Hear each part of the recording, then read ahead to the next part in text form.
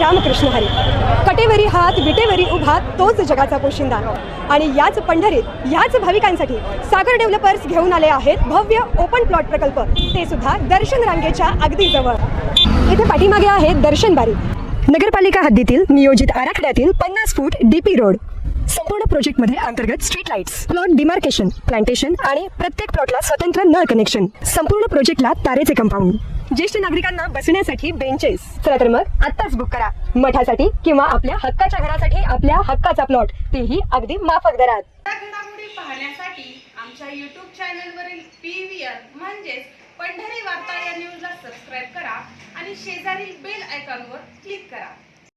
यंदा अवकाळी पावसानं मे महिन्यातच उजनी धरण 50% भरलंय, तर सध्या पुणे जिल्ह्यात सुरू असलेल्या पावसानं उजनीत येणारा विसर्गही मोठ्या प्रमाणात वाढलाय.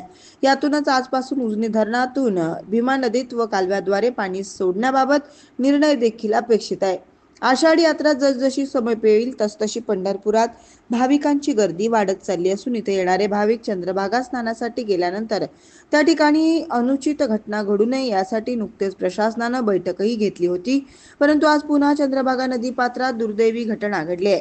बेळगाव येथून मित्रांसोबत श्री विठ्ठलाच्या दर्शनासाठी आलेला शुभम पावले हा भक्त पुंडलिक मंदिराजवळच्या नजीकच्या नदीपात्रात स्नानासाठी उतरला असता पाण्याचा अंदाज न आल्यानं त्याचा बुडून मृत्यू झाला.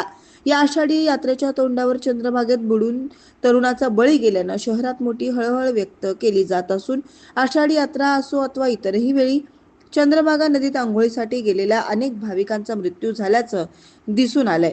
कोळी समाजातील युवक विठ्ठल नितीन अधटराव, उत्तम परचंडे, ओंकार संगीतराव, सचिन कोळी यांनी त्याचा मृतदेह शोधून पोलिसांच्या ताब्यात दिला. अनेक वेळा येथे असलेल्या होडी चालक व महादेव कोळी समाजातील तरुणांनी अनेकांना वाचवण्यात यश मिळवलं असलं तरी प्रत्यक्ष घटना घडल्यानंतर तात्काळ धाव घेणं गरजेचं असताना या ठिकाणी होडी चालक उपस्थित नसतील तर बुडणाऱ्या व्यक्तीचा जीव वाचवण्याची शक्यता कमीच असते.